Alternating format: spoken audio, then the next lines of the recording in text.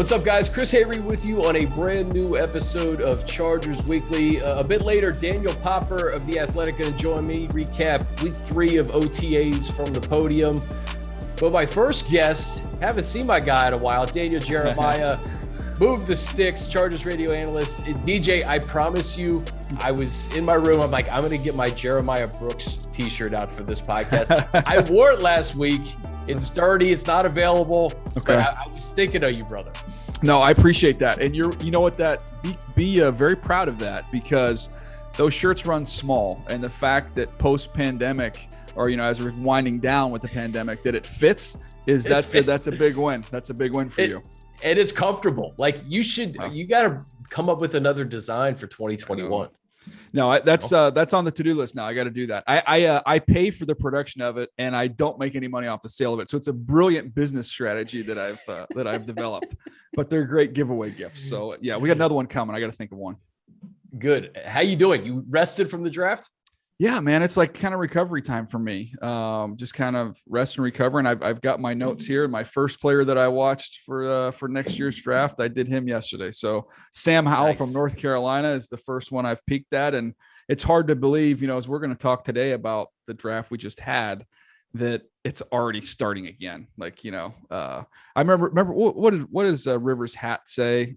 He had the hat that he wore. New Cheppy, begin again, right? Yeah, I'm Rivers. I'm the new Cheppy here. Here we go again. Starting all You're over. already looking at 2022. Yeah. So the Chargers, they had 9 picks. We're going to get into those picks, but I haven't even talked to you about the staff, Brandon Staley, this new coaching staff. Just first impressions, it seems it's a staff with a combination of youth, experience, and these guys are teachers first and foremost, and they're really bringing this competitive environment to all sides of the football. Yeah, I've had a chance just to talk with Coach Steele on the phone, for 30 minutes, and we've not had a chance to meet face to face yet. I've yet to see him, run a practice. So I'm excited to be around him more. We have a lot of mutual friends, and everybody says, you're just going to love this guy, just with the energy, the passion that he brings, but also highly intelligent. So yeah, man, I'm excited to get out around this team once we get to training camp and see this young, energetic coaching staff at work here, because it's a good roster, as we've talked about over the last few years. There's a lot of good young players on this team, but you feel like there's so much room for growth. Like they have come nowhere close to the potential of this football team. So having a team, a coaching staff of young, energetic teachers, I think is a great fit. So they added to it with 9 picks. And I just go back to the last few years, DJ, you stick and pick and get Derwin James at 17 overall and 18. Stick and pick Burrow, Tua go off the board, you get Justin Herbert. You're patient again at 13, and you get who you said from jump was the best tackle in the draft in Rashawn Slater. What did you think when the Chargers stood, relaxed, took a deep breath, and selected the Wildcat? Yeah, once they were on the clock and you looked at the board, I was like, well, this ain't going to take long. Because look, the Chargers, if they want somebody to put on dynamic, visual displays, they're going to go get Chris Hayre from Northwestern. If you want somebody to be able to protect the blind side of your franchise quarterback, you just go back to Northwestern. It's been good to you. So no, look, I was a big Slater guy from the beginning, from when I first watched him. One of the first tapes I watched was that Ohio State tape that everybody referenced throughout the whole process with him against Chase Young, more than held his own. But it wasn't just that game. He was very consistent throughout. He's a dominant player in the run game. I think a lot of people, talking about how he's going to help Justin Herbert. Now, this is going to be a running back's best friend too now, because of what he can do climbing up to the second level with his athleticism. Yeah, and when you have guys like Austin Eckler, Joshua Kelly in year 2, Justin Jackson, who you hope stay healthy, another Wildcat, and Larry Roundtree III, another back added to that Chargers running backs room. Round 2, Asante Samuel Jr. Did you see him kind of falling in that territory in the second round? Was he like the 5th or the 6th DB to go off the board? So he was Asante Samuel was my 39th player. So what pick was he? What pick was he, Chris? Do you remember? He was he 47? I want to say. I think he was 47th overall. So that was right. We're speaking the same language there. That's kind of where I thought he would be. I thought there was a chance he could sneak into the back of the first round. It wouldn't have shocked me. Somebody that's just, I was around his dad when I was with the Eagles, and they're so similar in how they see things and how they trust their eyes and play aggressively to go attack the football. So getting some playmakers, watch this Chargers team over the last several years. The pass rush has been pretty darn good. They haven't made as many plays on the back end as you'd like to see with the type of pass rush that they possess. So this is somebody that's a playmaker. That's got tremendous ball skills. And kind of the corners in this class, they had some of the big height, weight, speed guys you saw go off the board early. But I think he might be the most polished guy. In other words, just put him in, exactly what he can do. And I think he'll jump at it right from the beginning. And you just hope number 33 is healthy for 16 games. Oh my gosh. You get some you got some opportunistic guys in that secondary when you talk about Samuel and Derwin and, is he going to keep his number, by the way? I've kind of unplugged. So Derwin's going to stick with 33. I think so. Although, it's funny you say that. I just saw Mr. Jalen Ramsey roll out with a number 5 jersey to Rams practice. So I don't know if that's just for mini camp or if he's telling us something there. Yeah, that may be. And, I remember, was it last year or the year before when Bosa made the switch? Bosa made the switch. So he was, I think last year was his first year at 97. Yeah. Kenneth Murray is going to 9, K9. Oh, he is. Oh, I didn't know that. Wow. He looks great in that number 9. That's a good. He looks great in 9. And, another guy, Joshua Palmer, he gets to just pick 5 right off the rip, straight from Tennessee. And he was the guy.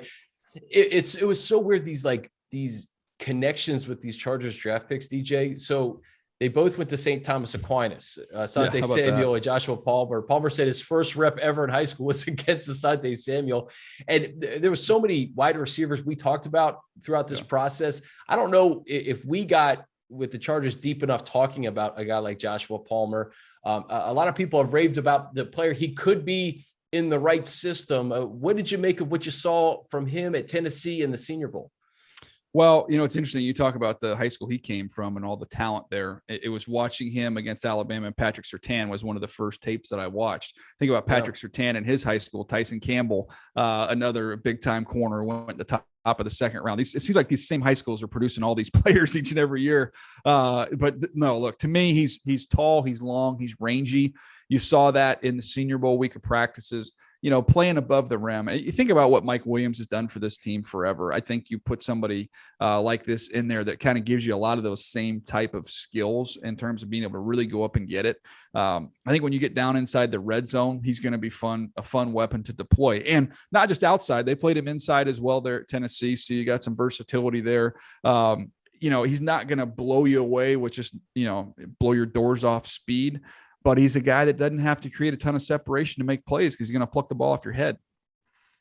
Yeah, in that room now with guys like Jalen Guyton and T. Billy, who emerged last year, you're kind of rounding out that room. Still Joe Reed, KJ Hill. So it's a crowded room. Probably a lot of storylines coming out of training camp as regards to the wide receivers. Trey McKitty is another interesting player who started at Florida State. I think he was teammates with Derwin, Gabe Neighbors, Asante Samuel. These connections are crazy. These guys goes to Georgia. Yeah. And with Hunter gone, Jared Cook comes in. Trey McKitty, how do you view him in terms of is he more of a blocking specialist who has the potential in the pass game? How do you view Trey? I mean, look, he's fascinating because he caught 6 balls last year. So there's not a lot of production to go off of. You talk about the run game. He's very aggressive and physical in the run game. That effort's going to be there. He's going to be able to help you there. But it sounded weird when I go back and look through my notes because I talk about, the limited production, obviously 6 catches, 108 yards, 1 touchdown. But this guy's got big time juice and burst down the seam. He's physical with the ball in his hands after the catch. To me, the Senior Bowl, he had a really good week down there. He's an aggressive blocker. He's a little bit of a body catcher at times, something he can improve on. But I actually really liked him. It's one of those deals when you kind of look at your notes and then you look at the production and the grade, and you're like, gosh, what happened? Yeah, how did I end up so high on this guy? He got 6 passes. But no, to me, the tight end position, and this goes to really kind of the George Kittle rule, is the tight end position, when you're scouting and evaluating now, is more about athleticism than production. It's more about traits than what you've seen in a box score, because you can funnel footballs to a tight end in college and inflate their production. That doesn't all necessarily translate to the next level. Whereas a guy like George Kittle, who had very limited production at Iowa, was a little bit hurt as well that last year there. But you bought on the toughness, the quickness, the explosiveness, all that showed up in the testing, and you had the intelligence on top of that. That you gambled and you won on that. It's a reason why you see somebody like Waller with the Raiders, who hadn't played the position coming out of college, has emerged one of the top guys. It's a traits position, and Trey McQuitty has those traits. We go to the day 3 guys, and DJ, I look at guys like Chris Rumph, Hymus, Nick Neiman, Larry Roundtree, Mark Webb, special teams. These guys are going to have to make their mark in that area of the football. But on either offense or defense, is there any one of these guys that you could envision having a meaningful role this year? Well, I think Rumph's going to have a shot at it. Like his big thing just needed to get stronger, just physically stronger. But he's real narrow. He's very long, but he's got juice as a rusher. So when you get in, we call him a scouting. We put him in the DPR category, like designated pass rusher.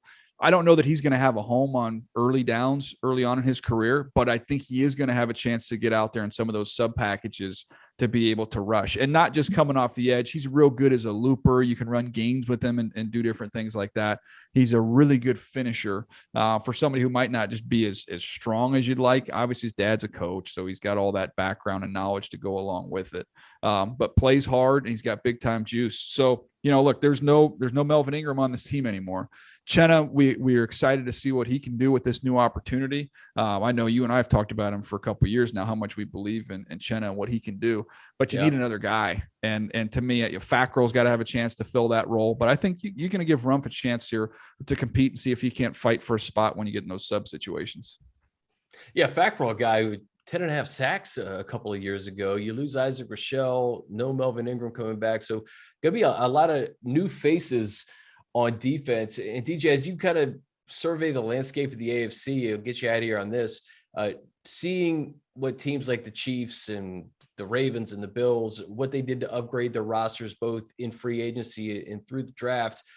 The Chargers, we talk about it every year. You have all the talent in the world. It's hard to know exactly how this season is going to shake out with a new coaching staff, but the energy is there, the talent's there. It's always comes down to really health, right? Yeah.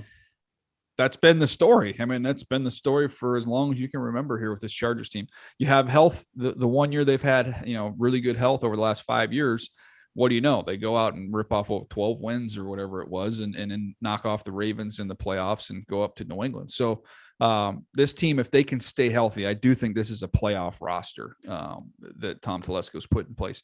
Keep these guys healthy. And I think that was the thought process behind what he did in free agency, going out and spending money and investing, and did it in the first round as well in that offensive line. If this team can keep Justin Herbert healthy and he continues to progress, as we assume that he will, into really a superstar in this league, Chargers are going to be in every single football game that they play. And then it comes down to just finding ways to finish games. You finish games with pass rush. So then that looks at Bosa. Can you keep Bosa healthy and run him out there? Even if it's, 15 of the 17 games, keep him out there for the majority of the time. He's your closer. He's going to be able to close out games. Derwin James can finish games on the defensive side of the ball. So, yeah, I think you're right. I think the roster's in good shape. I think there's a great energy. I'm excited to get a chance to be around it. I know you've had a chance to do that. And I think, again, just keep these guys healthy. I think it could be a special year.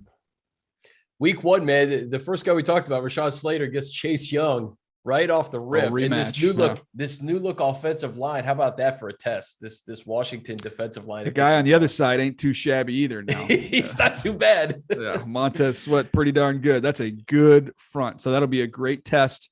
And what a way to start, though, man. It's the year of Chris Harry. I mean, we've got babies on the way. We're going back to Washington week 1. I mean, this is your year, pal. There's so take much a Northwestern. I mean, there's two first rounders from Northwestern, one of which goes to the Chargers. I mean, this is your year, bud. I think all we need, Justin Jackson needs to go for 1,500 and 10 touchdowns, and it's a wrap. 2021's a wrap. I'm sure I haven't kept up with it, but I'm sure Julia Louis-Dreyfus is winning another Emmy. I mean, I'm sure that's just the Northwestern thing. Yeah, is Veep coming back? Is Veep coming back this year? Surprise. DJ, I love it, man. I can't wait to see you at camp and beyond. Get this thing rolling.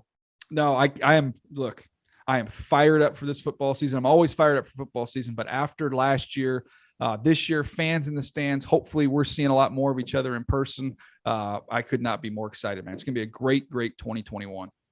Just get that T-shirt ready. Give me the 2021 design. I know. I got to go mow some lawns and raise some money. See you, man. Bud. All right, guys, as we roll on here on Chargers Weekly, now joined by Daniel Popper of The Athletic. And Popper, we're getting ready for mini camp, but at least these last few weeks, it's almost like a get to know you session with these coordinators and coaches. And this week, Shane Day, the quarterback's coach, Derek Ansley, secondary coach, Frank Smith, offensive line, run game coordinator. We all got to hear from those guys. And let's just start with Shane Day, because he comes from this unique background with the San Francisco 49ers.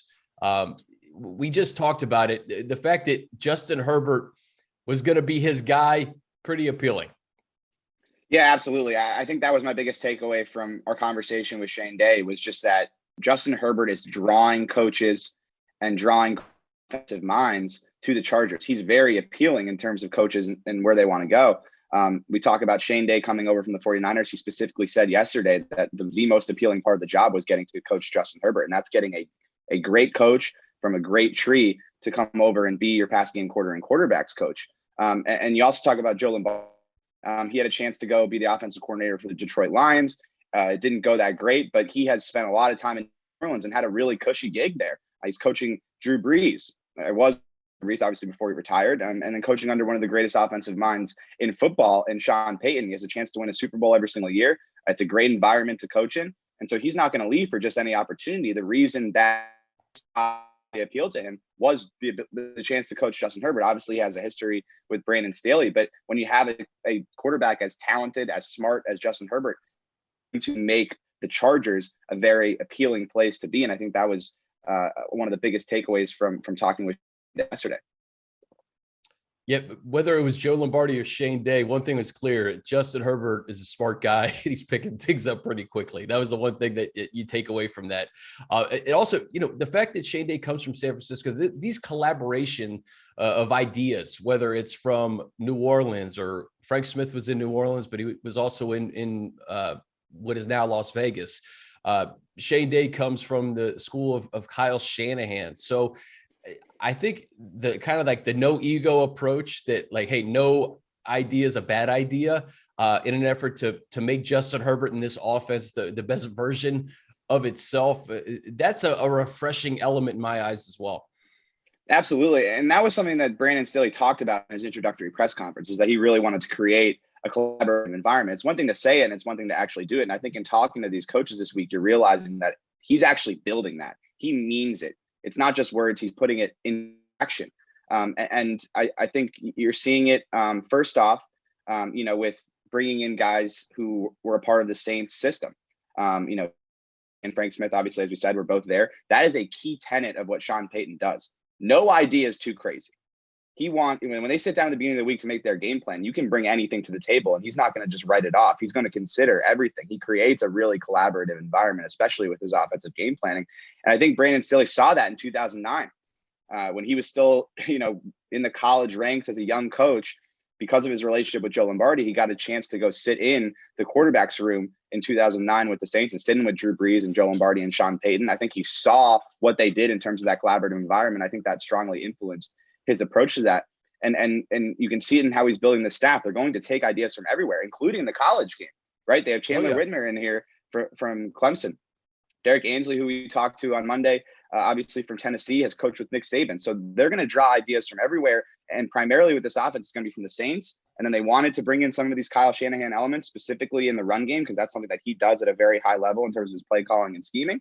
So they bring in Shane Day to bring that element to the offense. And I think with the way Shane Day was talking about it, you're really sensing that they're collaborating, they're discussing, and they're going to create something very unique here that is tailored to Justin Herbert's skill set. And that was one of the things heading into this season when they were doing this coaching search. Okay, how are they going to build this thing for Justin Herbert? Brandon Staley said initially, hey, we're going to build this thing for Justin Herbert. We're going to tailor it to him specifically. And you're starting, through these conversations with coaching staff.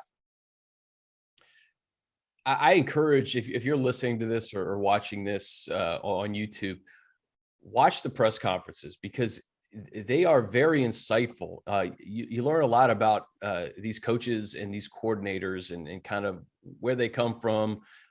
They're very open about, what they want to accomplish.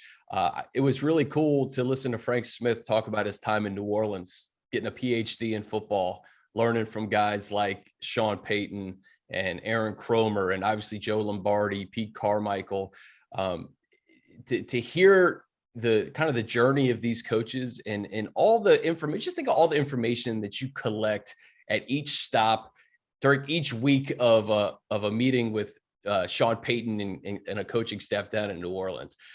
Frank Smith is another guy who obviously had that time with the Saints, but also the running game in Oakland, which is now Las Vegas. He's another interesting guy who I think is really going to get the best out of his players across the offensive line. The two things that Brandon Staley talked about in his introductory press conference, he sort of hammered home, is you want guys that are relationships and guys that have a very high capacity. And you hear those things and they sound like buzzwords initially, but you get a chance to talk to these guys and you really understand exactly what Brandon Staley was looking for in his coaches. These are guys that are very easy to talk to, very open, like you said, very smart, have a clear ability to communicate their plans and ideas. And I think that leans into those two primary themes. These are guys that are very personable, very approachable, and are going to have an ability to build relationships with their players. And they have a very high capacity in terms of being able to explain what they want and distill information to their players, which are two very, very important things in building a football team. And I think those two things have really come across with all of the coaches that we've talked during OTAs. The collection of coaches too, Popper, you mentioned Derek Ansley. The fact that he comes from the college game and he's familiar with a lot of the young players on this Chargers roster, specifically in the secondary. He referenced Nazir Adderley at Senior Bowl and Brandon Faison and Derwin Asante Samuel, just from Florida State. I think it's really cool to have this combination of pro experience, college experience, and it's such a relation-based business too. I mean, the fact that Coach Ansley knows some of these guys. I mean, we talk about Joshua Palmer too, a guy that he knows from his time in Tennessee. I like the mix of experience in the NFL, up and coming coaches from the college game, and kind of collecting all of these guys together and coming up with the best ideas. Right. And I think one of the things that we took away from the transition from Anthony Lynn to Brandon Staley was Chargers as an organization were trying to be more forward thinking. They were trying to be outside the box. They were trying to be ahead of the curve in terms of their schematics, in terms of how they ran their organization.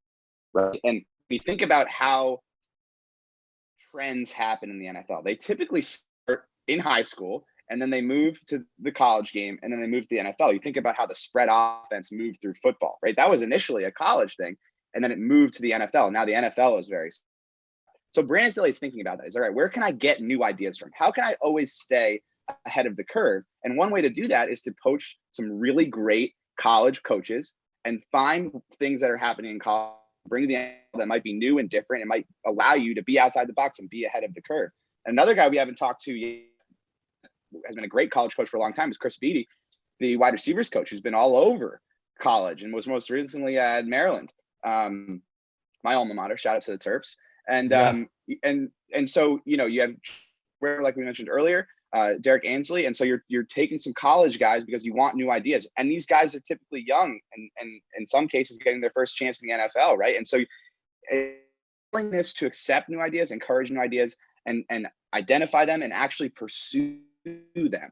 And I think that's kind of refreshing because you're looking forward, you're looking ahead, and you're trying to be ahead of the curve. And I think that the coaching staff is an indication of that sort of entire thought process from Brandon Staley. And speaking of the wide receivers, we did hear from Mike Williams on Monday. And Papa, I want to get your just opinion on the group as a whole, right? We obviously have Keenan, You have Mike, you draft Joshua Palmer, Tyron Johnson, Jalen Guyton, KJ Hill, Joe Reed. This is a crowded room, and it's a good thing, right? I mean, you have guys with different skill sets, but I'm intrigued come training camp how this position group is going to shake out when we're all done here at the end of August, because it's a crowded position group, and some of these guys are really going to have to make their mark on special teams. Yeah, I think the key with the wide receivers in this new scheme is, previously there was a clear pecking order, right? 1, 2, 3. They all had clear positions, and the Chargers with that wide receiver 3, obviously after Mike and Keenan, were looking for speed. Like that's what they wanted there. And that's why they had Jalen Guyton and Tyron Johnson. It's not going to be as set in stone. There's going to be a ton of different personnel packages, a ton of different formations, a ton of different route combinations. And so you're going to need different skill sets. And so you're going to see guys moving all over and a lot of guys rotating in and out. I don't think you're going to have a clear wide receiver 3. I think in certain situations, you're going to want a bigger, better route runner. And that's when you go with Josh Palmer. Some situations, you're going to want a burner on the field. You're going to go with Jalen Guyton, or you're going to go with Tyron Johnson. Some cases, Keenan will be in the slot. In some cases, he'll be outside. I think they're going to move Mike Williams around too, because it's going to be a matchup-driven scheme. So it's not just going to be Mike Williams on the outside run and go routes. If they feel like they can get a matchup on the inside with Mike Williams, they're going to put him in there, and they're going to do whatever they can to sort of find these matchups that will allow them to have the most success and be the most efficient offensively. So I think you're going to see more of a rotation at receiver than you've seen recently. But one thing that I'll say about Josh Palmer is in this Saints offense, they're looking for very smart, polished receivers, not necessarily the best athletes, the freak athletes. They're really looking for guys that know what they're doing because of all the different moving parts with the personnel packages and formations. And they're looking for guys who are polished in terms of their route running, who are going to be exactly where they need to be. Because some of these route combinations, it's down to the inch in terms of where you need to be coming out of your break. And I think that's what they saw in Josh Palmer, as a guy who's really going to fit well into the system, which is something that Brandon Staley said after they drafted him. Yeah, I mean, and Joe Lombardi's had guys from Marcus Colston to Michael Thomas, who they got in the second round. And I just, I talked to Doug Farrar last week about just the backfield in Austin Eckler and the type of back that Joe Lombardi has had in the past, whether it was Alvin Kamara or Reggie Bush. Right. I think Austin Eckler too in this system, you can move him all over the place. And, I think we talked about it at the beginning of this interview. It's like, each week is going to be different, right? They're going to have a game plan. And I think they have the personnel too, Popper, for each week to like, okay, we got 5 or 6 receivers here, but hey, let's get Donald Parham involved in the red zone this week. Let's get Jared Cook more involved. Let's move Austin Eckler around. Let's pound the rock with Larry Roundtree or Justin Jackson or Joshua Kelly, whoever wins that battle. So they have the pieces on offense. And obviously they beefed up the offensive line for a reason. Right. And I think that's what it always comes back to, right? Because I think the Chargers have position players. That's never been a concern heading into a season. It's, can the offensive line stay healthy and can they perform at a high level? If that happens, then you're talking about a really good offense. Obviously, they beefed it up, like you said. We're aggressive in free agency. They brought in Rashawn Slater. I think is going to be outstanding immediately. But a lot of it is going to rely on health. And I think that is going to be a key part of okay, can the Chargers now become a team that instead of being in the bottom 5 in adjusted games lost every year, can they just be in the middle of the pack? Can they avoid some of these injuries, especially on the line, that take some of their best players off the field and force you to bring in players that decrease the efficiency of the overall unit? But in terms of the skill position players, they have everything they need. I thought they had everything they needed before they drafted Josh Palmer, but bringing in another skilled wide receiver who brings in a different kind, I think brings them to a new level. And then the running back room specifically, I mean, Austin Eckler is one of the most versatile players in football. And he's done it his whole career, really.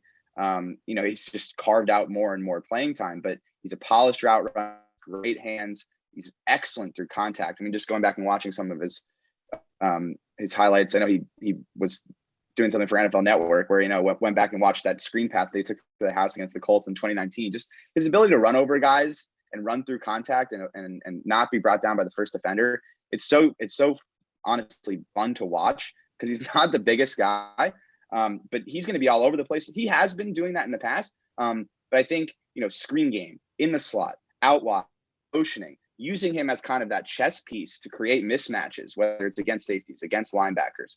He has the ability to do that. And I'm fascinated to see sort of how he offense. And I think, the prototype for him would be Alvin Kamara, as you mentioned, similar skill set in terms of their ability to be a receiver and a runner. Hey, last thing football wise, Uchenna Nwosu, it's weird to me that he's entering his 4th season. It's like he's quietly becoming this veteran, and he's going to get an opportunity too with no Melvin Ingram to get a lot of reps alongside Joey Bosa. I found it interesting that, of all the guys that Staley's coached, from Khalil Mack to Von Miller to Bradley Chubb, he's staying recent, and he's watching a lot of Leonard Floyd tape with the Rams, which makes a lot of sense. It was Staley's last stop, and if he could equal the production of Leonard Floyd last year, the Chargers in good shape. Right. And you look at sort of their statistics, they're very comparable, right?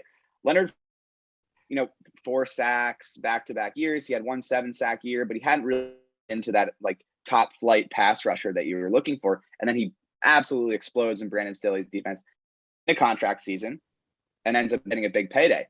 So that's exactly what Uchenna Nwosu is looking to do, right? He's entering the last year of his deal. He hasn't really gotten the production because he's been playing behind Melvin Ingram and got harder snaps. But this is really his opportunity. But the one thing I would say, the differences between Leonard Floyd and Uchenna Nwosu is, guess who Uchenna Nwosu has rushing from the other side? Joey Bosa. Yeah. An all-pro level edge rusher. So teams, when they're going up the Rams, obviously got to focus on Aaron Donald. But in terms of edge rushing, Leonard Floyd was their top guy. Uchenna Nwosu, teams are going to be obviously focusing on Joey Bosa as their top edge rusher, and he's going to have some real opportunities here.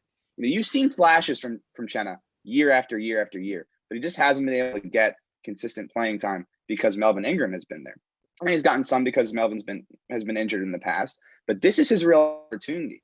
I mean, this is your contract year. You are a starter. The organization is putting a lot of trust in him. They did not go out and sign an edge rusher, a big-time edge rusher. They obviously brought Kyler Fackrell in for depth. They got Chris Rumph, a 5th-round pick, but they're saying, listen, Chenna, this is your time. Go out and be the player that we know you can be. He's an incredibly skilled player.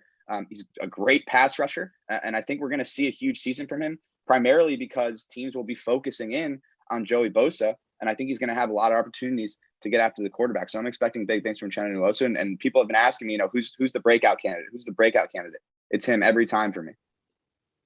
I'm excited about Chenna, and we've talked about so many of these guys who could be potential breakout candidates this year on defense. Like listen, Jerry Tillery could be one of those guys too. It's Absolutely, not out of the realm of possibilities. Nazir Adderley could be another guy who he's never played with Derwin James.